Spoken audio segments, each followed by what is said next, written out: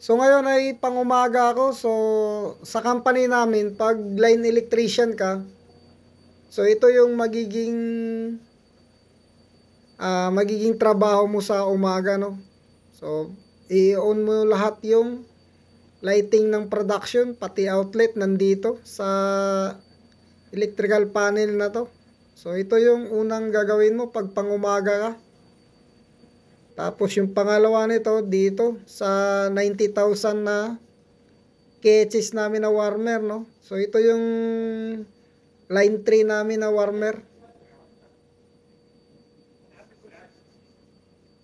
So bawat kumpanya iba-iba naman yung sistema.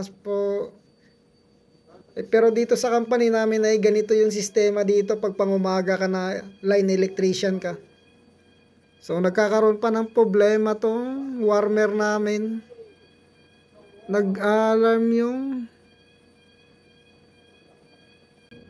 safety niya. So ang problema pala yung pintuan ng warmer. So nakabukas. So kailangan nating isara to.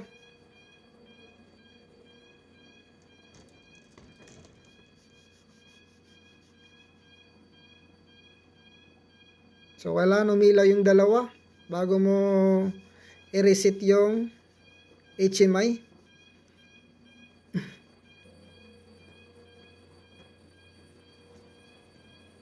May exercise ka talaga dito pag pangumaga ka na electrician kasi umaga pa lang kailangan mong umikot sa linya talaga. So ngayon may alarm pa. Ang tinuturo niya kailangan control voltage mo siya. So ito yung switch na to. Ito yung control voltage. Yan, kung nakita nyo, nawala yung mga alarm.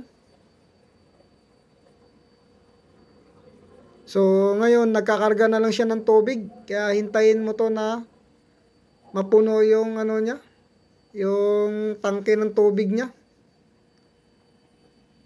Yung level ng tubig.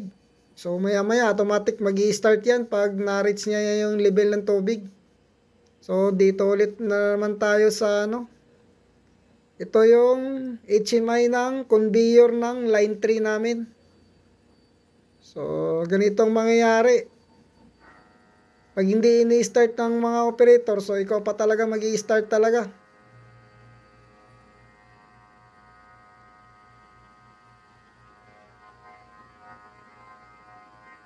So ngayon ay gumagana na yung mga conveyor na yan. So dito naman ulit tayo sa date coding. Kailangan natin to i-start tong date coding na to. To Videojet ang brand nitong date coding na to.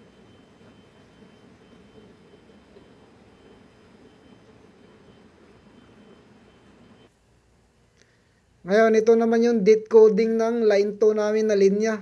So kailangan mo rin to i-start kasi aandar din.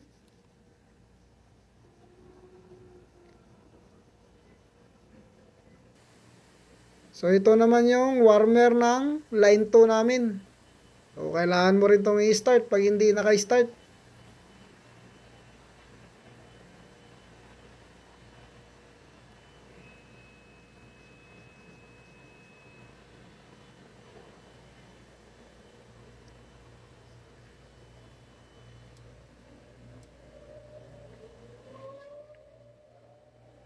So itong breaker na to ay sa blower pan pala namin to kasi nga nasira kasi yung original na blower pan ito kaya yun kinokontrol namin ng ibang control.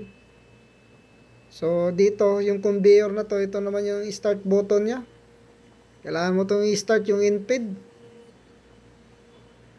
Tapos ito naman yung warmer namin ng line 1. So sa battling to. So naka-start na, very good ang operator dito, naka-start na to. Ngayon ito yung huli na bubuhayin ko yung date coding na to na Domino, ang brand nito.